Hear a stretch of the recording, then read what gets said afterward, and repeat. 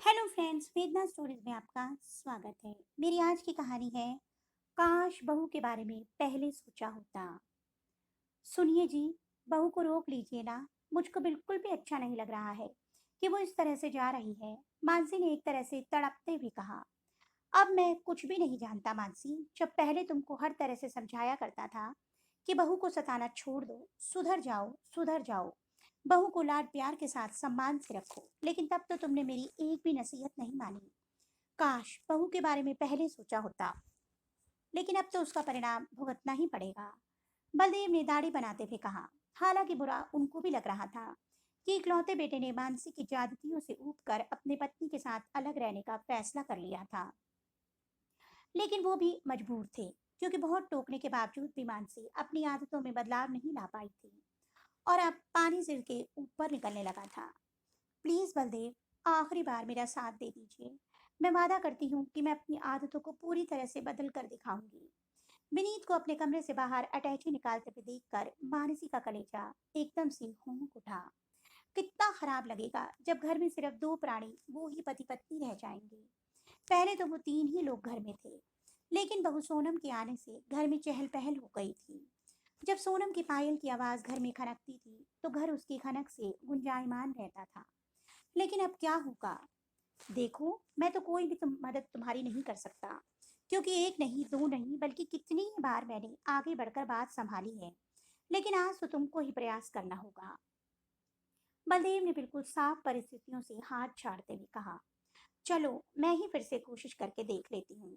हालांकि कल तो मेरी बात सुनने से भी इनकार कर दिया था, मानसी ने मन ही मन सोचा। असल मुद्दा ये था कि विनीत ने सोनम के साथ मनपसंद शादी की थी। स्वभाव से सरल और विनम्र सोनम उसको कब भाग गई पता ही नहीं चला। सोनम जहाँ विनीत नौकरी करता था, उस स्कूल के चपरासी की बेटी थी। अक्सर वो चपरासी काका को खाना देने के लिए आती थी। विनीत उसको आते जाते देखा करता था।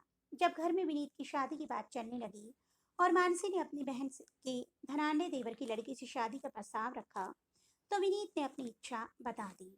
अब तो मानसी एकदम से उखड़ गई, क्योंकि उसने तो बहुत ढेर सारे सपने देख डाले थे, तरह तरह के दहेज मिलने के।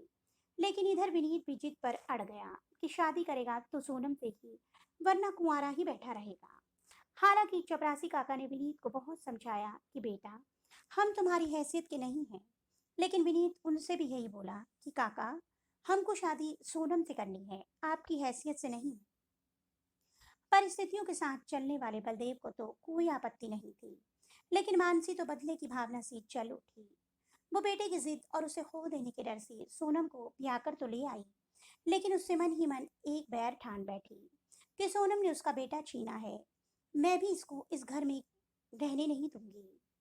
अब तो जब देखो तब मानसी उसको तरह तरह के व्यंग बाणों से सुशोभित करती रहती।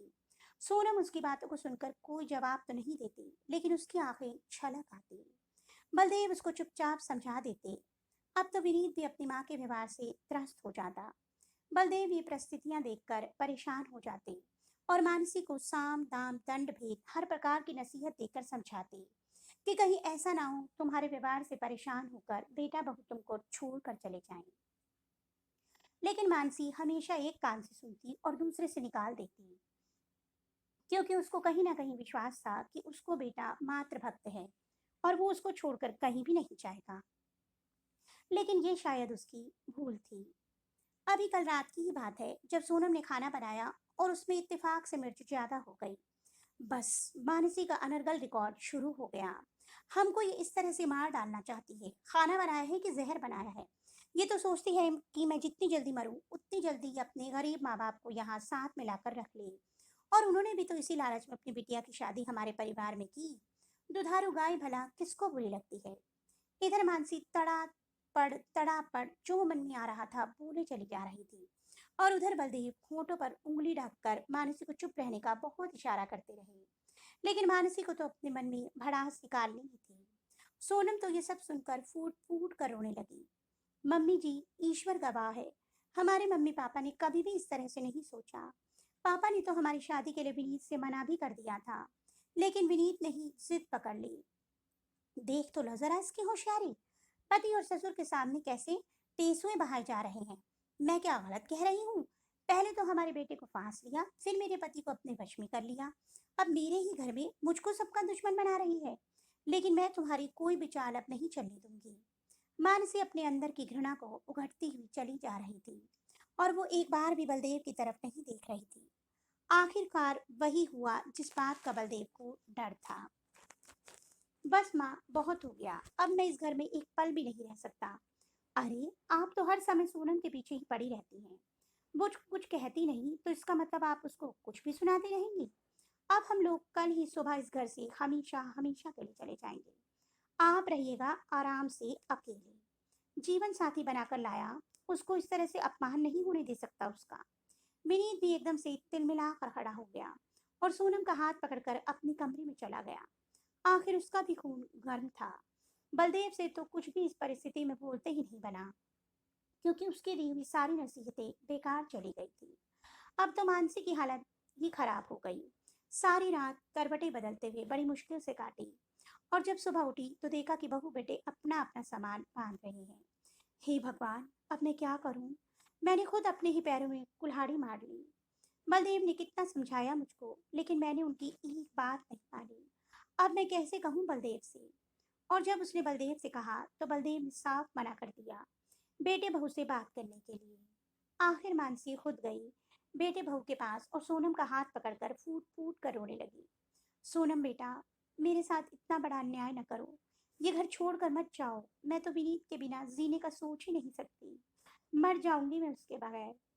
विनीत बेटा, तू भी तो सुन मेरी बात। अब मैं तेरी कसम खाकर कहती हूँ कि अब से एक शब्द भी बहू को उल्टा सीधा बोलूं। बेटा, एक माँ का मान रख लो, अपना फैसला बदल दो। मानसी रोते हुए घुटनों के बल बैठ गई और सोनम के आगे अपनी झोली फैला दी। मम्मी जी, उठिए, हम लोग कहीं नहीं जा रहे हैं। विनीत तो जिद पर अड़े थे, लेकिन मैंने तो साफ मना कर दिया। आप देख लीजिए, मैंने अपना एक भी सामान नहीं रखा। सोनम ने मानसी को उठाते हुए कहा, क्योंकि उसे इस तरह मानसी का गिड़गिड़ाना बहुत व्यथित कर रहा था। सही बात बहू। अब तो मानसी चौंक कर बोली। हाँ मम्मी जी, ऐसे कैसे मैं किसी माँ से उसका बेटा छीन सकती हूँ? सोनम मानसी के पैरों में छुप गई और मानसी ने तो भाव विभोर होकर उसका पूरा मुंह चूम डाला और विनीत के पास जाकर उसका कान उमेरते हुए बोली, देख नालायक, कुछ सीख मेरी बहू से, तुझसे तो अच्छी ही निकली। वही तो कहता हूँ मम्मी मैं कि सोनम सचमुच बहुत अच्छी है। जरा दिल से अपना कर तो देखिए। विनीत अपना कान छुड़ाते हुए बोला, हाँ बेटा, पहले मुझसे गलती हुई, लेकिन इन परिस्थितियों से नसीहत लेकर मैं बहुत बहू को दिल से अपनाऊंगी। मानसी ने आगे बढ़कर सोनम को गले लगा लिया। सोनम भी हर्षातिरेक में भरी मानसी से लिपट गई और दूर खड़े बलदेव ये सब देखकर बहुत खुश हो रहे थे और सोच रहे थे कि अंत भला तो सब भला। तो दोस्तों, आपको मेरी कहानी कैसी लगी? कमेंट बॉक्स में अवश्य बताइएगा। अगर आपको मेरी कहानी अच्छी लगी तो मेरी कहानी को लाइक कीजिए और प्लीज़ प्लीज़ प्लीज़ चैनल को सब्सक्राइब करना मत भूलिए। जल्द ही एक नई कहानी के साथ मिलूंगी। तब तक के लिए बाय बाय।